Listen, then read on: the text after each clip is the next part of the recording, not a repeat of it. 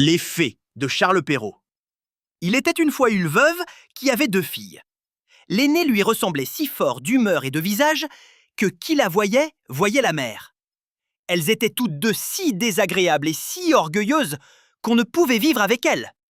La cadette, qui était le vrai portrait de son père pour la douceur et l'honnêteté, était avec cela une des plus belles filles qu'on eût su voir.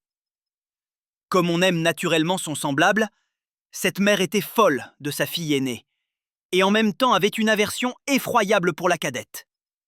Elle la faisait manger à la cuisine et travaillait sans cesse. Il fallait, entre autres choses, que cette pauvre enfant allât 2 fois le jour puiser de l'eau à une grande fontaine, éloignée d'une demi-lieue de la maison, et qu'elle en rapportât plein une grande cruche.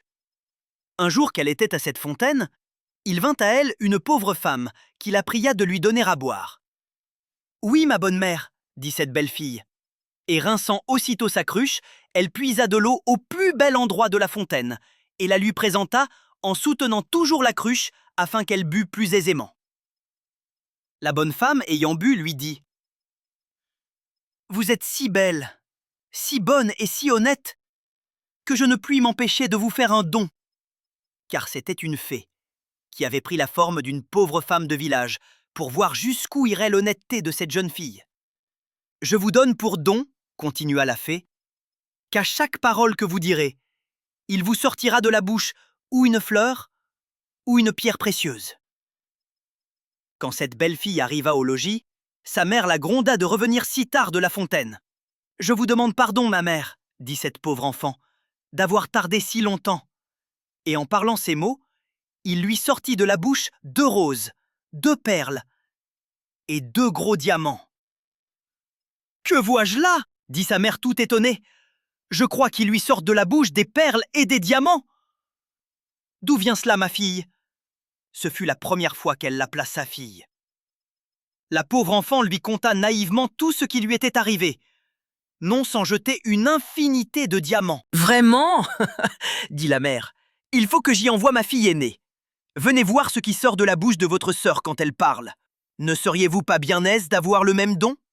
Vous n'avez qu'à aller puiser de l'eau à la fontaine, et quand une pauvre femme vous demandera à boire, lui en donner bien honnêtement. »« Il me ferait beau voir, » répondit la brutale. « Allez à la fontaine. »« Je veux que vous y alliez, » reprit la mère. « Et tout à l'heure. » Elle y alla donc, mais en grondant toujours.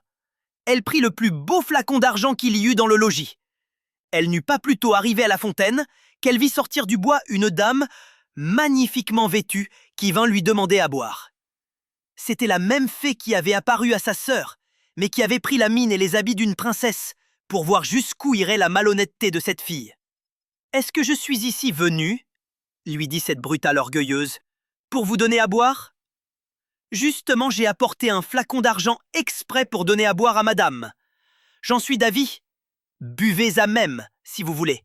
Vous n'êtes guère honnête, » reprit la fée, sans se mettre en colère. « Eh bien, puisque vous êtes si peu obligeante, je vous donne pour don qu'à chaque parole que vous direz, il vous sortira de la bouche ou un serpent ou un crapaud. » D'abord que sa mère l'aperçut, elle lui cria « Eh bien, ma fille ?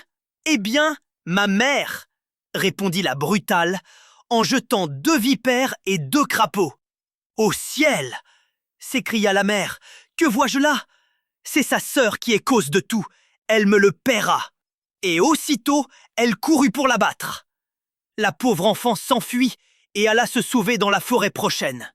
Le fils du roi, qui revenait de la chasse, la rencontra et, la voyant si belle, lui demanda ce qu'elle faisait là toute seule et ce qu'elle avait à pleurer.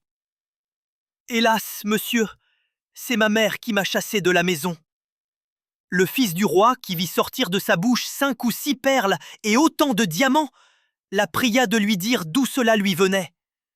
Elle lui conta toute son aventure. Le fils du roi en devint amoureux, et considérant qu'un tel don valait mieux que tout ce qu'on pouvait donner en mariage à un autre, l'emmena au palais du roi son père, où il l'épousa. Quant à sa sœur, elle se fit tant haïr que sa propre mère la chassa, et après avoir bien couru sans trouver personne qui voulût la recueillir, elle alla mourir au coin d'un bois.